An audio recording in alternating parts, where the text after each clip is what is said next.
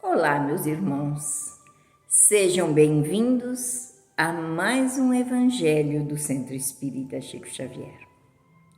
Mais uma vez, aqui reunidos, nessa casa bendita, nesse lugar de paz, nesse lugar de tranquilidade, aonde nós recebemos as melhores influências do mundo espiritual, aonde nós estamos num oásis, longe, talvez, não muito, né? Porque ficamos pouco tempo aqui, mas não muito das atrocidades do mundo, das coisas que nos prendem ainda a esse mundo violento,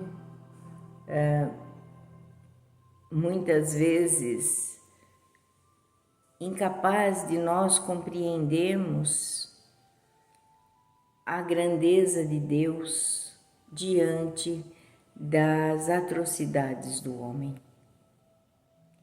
Nós, nesse refrigério, nesse lugar de paz e de amor, nós vamos ao Evangelho do dia de hoje. Lembrando sempre que nós temos hoje, segunda-feira de Carnaval, uma segunda-feira para nós normal. Temos palestras, temos passes, temos atendimento fraterno e esperamos vocês. E o Evangelho de hoje se chama Tristeza. Bem diverso daquilo que se propaga no Carnaval.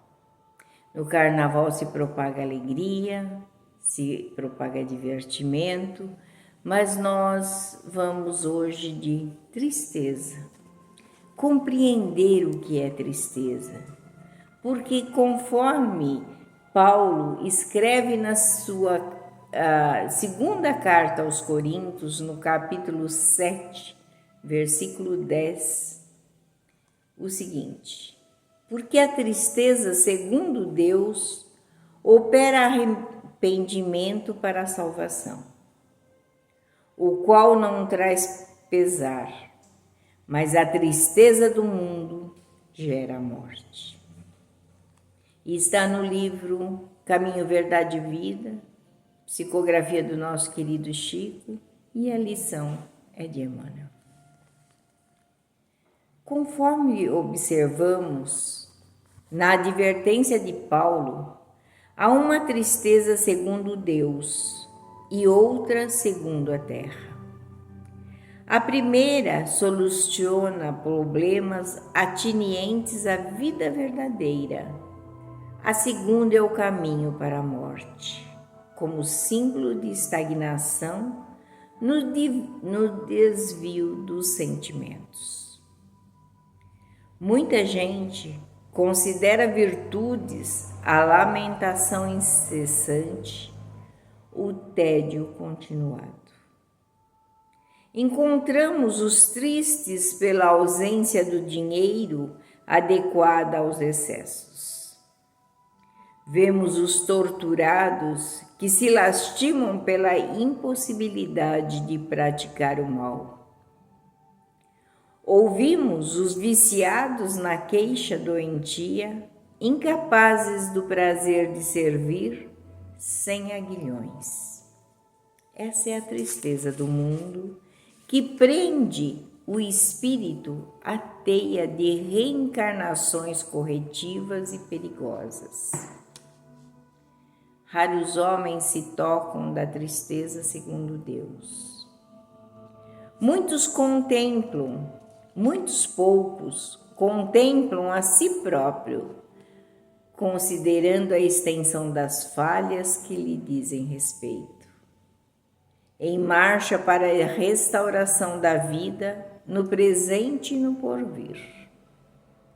Quem avança por esse caminho redentor, se chora, jamais atinge o plano do soluço enfermiço e da inutilidade, porque sabe reajustar-se, valendo-se do tempo.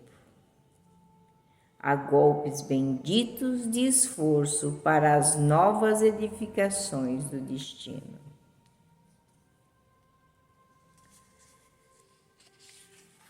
Paulo vem nos dizer sobre essa tristeza que muita gente tem por não ter o excesso. Mas essa tristeza, ela só nos leva a ter menos sucesso do que nós imaginamos. Muita gente se condiciona a reclamar, a lamentar. E quando a gente é jovem, a gente faz muito disso, né? Eu podia ter nascido no Morumbi, eu podia ter nascido na França, eu podia ter nascido em tal lugar. E não se conforma da vida que leva. Porque não entende que Deus dá o melhor dele para nós. Se fôssemos ver aquilo que merecemos, é bem menos daquilo que Ele nos dá. Quando Ele nos proporciona alguma coisa que nos deixa feliz, é porque nós merecemos realmente, mas não o supérfluo. Ele mesmo diz aqui que nós não consideramos a alegria de servir, o prazer de ajudar, o prazer de uma boa conversa. Sempre tem que ter um ganho. E parece que nós vivemos atrás de ganhos,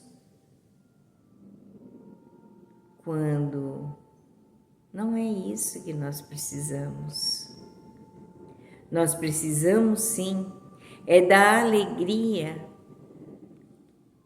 de servir, de amar,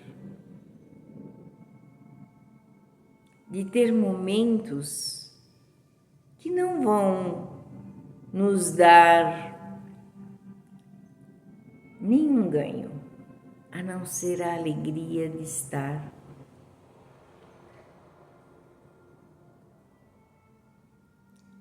Nós muitas vezes nos lastimamos porque não temos o que precisamos e esquecemos que Deus nos dá muito mais do que merecemos. Ele sempre é generoso para conosco. Nós temos o melhor corpo que Ele podia nos dar. Nós temos a melhor inteligência que Ele podia nos dar. A melhor família que Ele podia nos dar. A melhor cidade para morar. A melhor casa. Mas nós não fazemos uma reflexão sobre tudo isso, sobre as bênçãos. Nós fazemos sempre a reflexão das faltas, das vontades.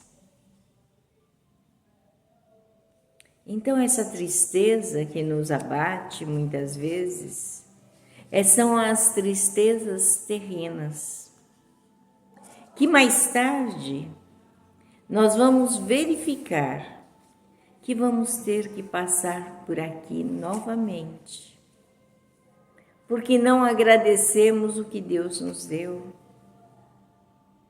E talvez, como diz um amigo meu, um palestrante da casa, nosso querido Denilson, talvez seja bem pior da próxima vez.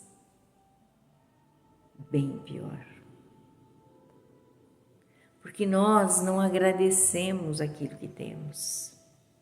Nós vivemos entristecidos porque a saúde não está perfeita, porque não temos a casa que queríamos, o carro que queríamos,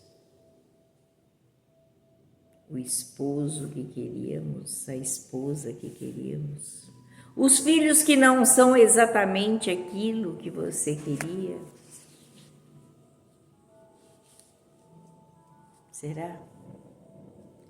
Foi a melhor coisa que Ele nos deu.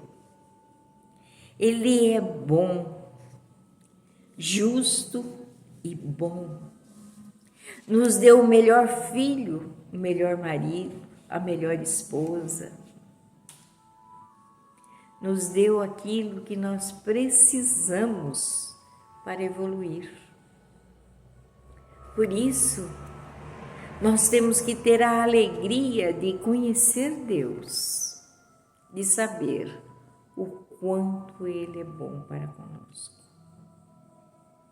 As tristezas da terra, elas são passageiras, mas as tristezas de Deus, segundo Deus, ela é bem-vinda. Que nós possamos estar sempre envoltos com essa atmosfera de amor que Deus nos dá, essa atmosfera de preenchimento, de gratidão por tudo que Deus nos dá. Por isso nós pedimos, Senhor Jesus, envolve-nos no Teu amor e na Tua luz. Dá-nos a Tua paz e esteja conosco, hoje e sempre. Graças a Deus, graças a Jesus.